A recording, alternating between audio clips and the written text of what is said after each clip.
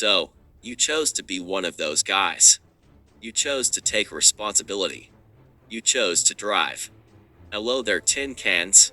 Today let's talk about tanking in Final Fantasy XIV.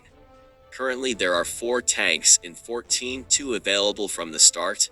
Paladin starts as a gladiator, the only tank with a shield and that actually protects other players in several ways, and a warrior starts as a marauder, the guy with big axe and broken self-healing. Dark Knight, available upon starting Heaven's Ward, wields greatsword, has great aesthetics, but is actually the worst tank in terms of gameplay by now. It starts at level 30, so you'll have to grind yourself back to 50. And Gunbreaker, available at level 60. Bodyguard with a gun blade that is very clicky and is a modern guy that's stuck in a fantasy world. And before we start on mechanics, tanking anxiety is a thing. Many new tanks are facing it. The fear of responsibility. You lead your party. You have to know the dungeon. You have to know boss mechanics to keep your party and yourself from harm's way, and you have no luxury of dying because the whole run depends on you. I myself, when been playing for the first time, awaited new instances with anticipation and fear.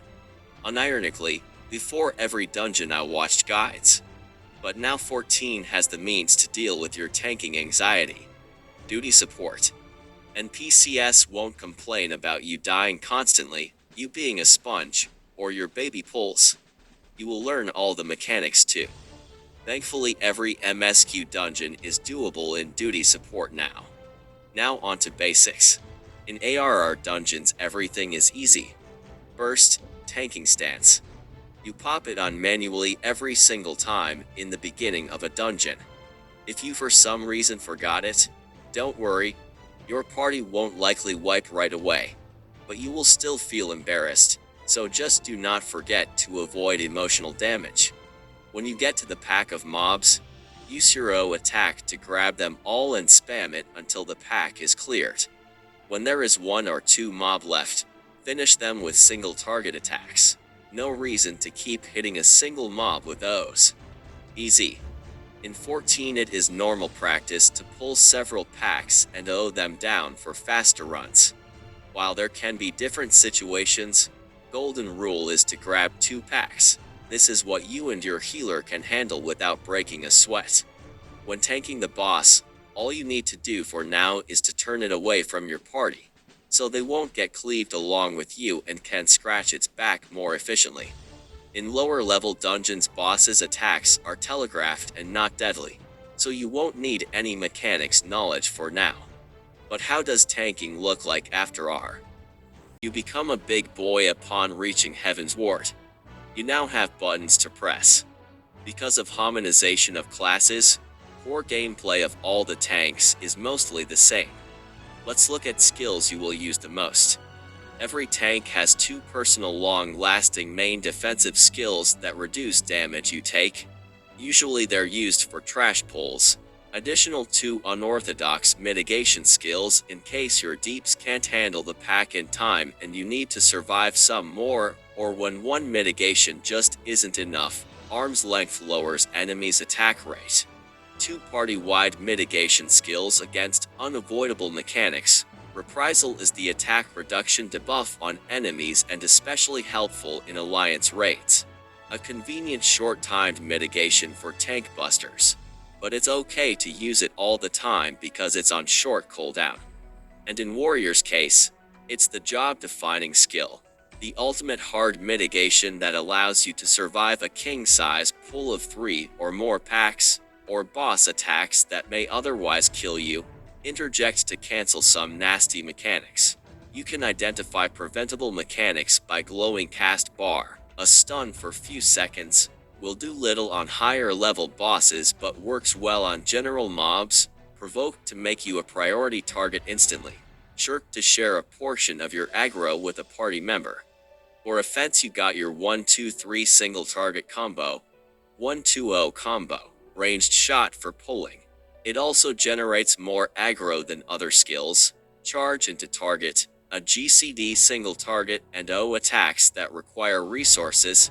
Actively used during burst phases, OCD single target and O attacks to weave in between GCDS and your burst skills. And sprint, it's actually important. That's a lot of skills. How do we use them? First, you pop on sprint just before engaging. Care not to separate from your party too much. They might not be as sweaty as you and don't want to sprint along. Pull random mob either with your ranged shot or by charging onto them yourself. I prefer the later. Then attack with O skill at least once to hook them all up. I like to weave an OCDO attack to make sure the pack will keep their aggro on me. Then proceed to run to second pack and hit them with O2.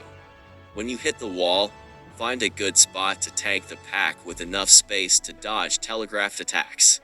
Use one of your long-lasting defensive cooldowns, your burst, and start mashing your O rotation. If you know level setup, use Rampart for weaker packs and job-specific mitigations for stronger packs. If don't know or don't care, just use Rampart first. Don't pop both of your mitts, you'll need second one for the next pull. Occasionally, use your abilities with short cooldown. If the pack is alive by the time your mitigation ends, use arm's length. You may also use your ultimate mitigation on normal pulls if dungeon has no big ones. They were meant to be used and not looked at after all. If your healer is a white mage, keep in mind that they will start mashing Holy the moment you take the spot for tanking. Holy can keep the whole pack stun locked for like 10 seconds. Watch over their stun timers and pop your own mitigation after the pack gains immunity to stun, provided they get out of stun lock alive. Repeat for second pull. Start the boss fight with a ranged shot, or by launching yourself onto it. Turn it away from party and burst on. There is a special mechanic for tanks called Tank Buster that is indicated by this red circle.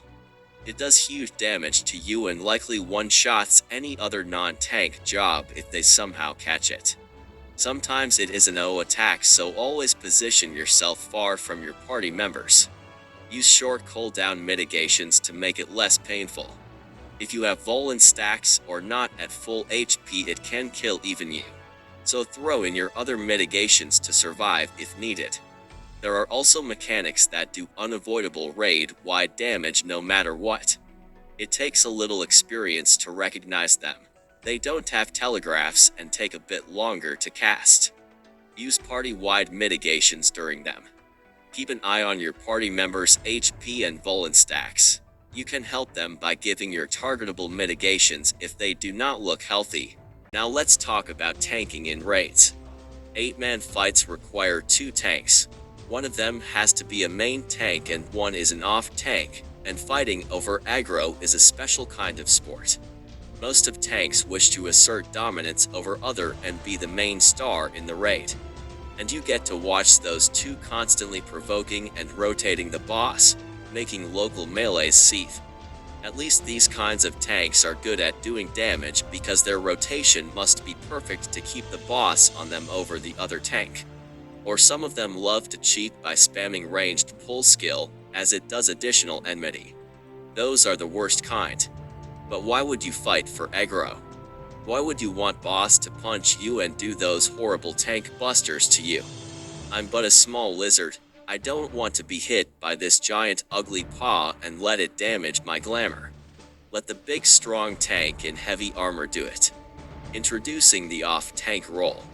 The attention-seeking main tanks don't know this, but the off-tank is actually the best role in the game. You don't have to position the boss all time. You don't have to know mechanics. You can just brainlessly follow other deeps. If you take damage, you will still survive it because you're still a heavy armored tank unlike the others. You don't have to struggle with rotation. Just keep doing those 1, 2, 3, you are not expected to do damage anyway. And the main tank will worship you if you care to give them occasional mitigation on tank busters. As an off-tank, it's good to position yourself close to the main tank or at the flank of the boss in between so you can support other raid members if needed. In some raids there are special double tank busters for both tanks. They look like a red stack up markers that require both of tanks positioned together to survive them, or even all three of them in alliance raids. In PvP, it's not like tanking is your job. I mean, living player is not a mob. You can't force them to target you specifically. And let's be honest, if you think when you selflessly charge into enemy group, get them target you and hope that while you heroically take all the punishment your party deals with them fast, you think wrong most of the time. Don't be like this. Don't be me. Chances are, your party consists of 6 ranged deeps and a ninja that is here just to steal kills. They will never engage enemy on their own and will turn tails and leave you to die embarrassingly. Instead, use your huge HP to stay alive long enough to get battle high 5, then you will become a threat, resilient, and deadly. Remember, charge in only if you are sure that your party will follow. Or try 2 steps forward 1 step back tactic to bait enemy melees. In front lines, every role can choose one of 3 available role actions.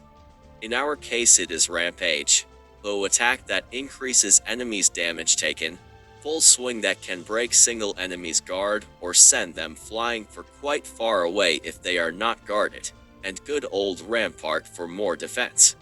While different situations favor different role skills, for me full swing is the best option by far. Guard break is helpful in any situation and the knockback allows you do tricks like this. Rampage may be useful if you have a few friends to coordinate with. Let's say you are a Dark Knight that draws a lot of enemies in one spot, you have several casters with comets ready to crush on their heads, and a Dragoon. Yes, I can see Rampage to be useful in this setup. As for Rampart, imagine someone unironically using Rampart in PvP. Can't believe people actually do this. Now let's touch a quite sensible topic. As a tank you will eventually face the situation when your other party member pops sprint and pulls mobs ahead of you. There are 2 ways here. Let's call it 2 sides of the coin. First scenario, you stop, turn your stance off and watch them die. You pull it, you tank it. That's where you will cause drama in chat for half an hour figuring who's wrong with one of you eventually leaving the party, ruining the run for other 2 players that just wanted to do their daily roulette. But at least you stood up for your role as the tank and your pride remains undamaged, I guess. Second option, you run along, play chase with that person and thus let them control the pace in your stead. While the run went fine with no drama, you still feel terrible. Your ego is irrecoverably harmed. Either way your mood will be ruined because some asshole decided to flex on you. But let's try to land the coin on its edge. You leave them to sprint while keep running at your normal pace. If they live by the moment you get to them, take the mobs and tank as usual. If not, just walk over, don't type in the chat your opinion and keep doing your job. Be unbothered. Unrustled. Don't let them decide your pace. Don't bitch in a chat, just do your job.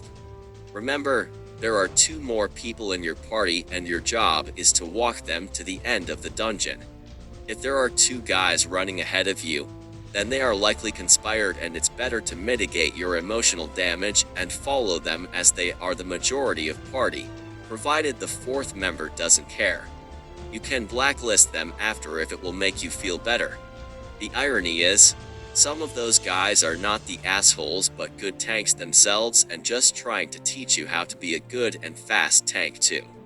My message to them is, let the sprouts do it in their pace. They will learn themselves eventually. Even if you have good intentions, you will still upset the tank and ruin the run.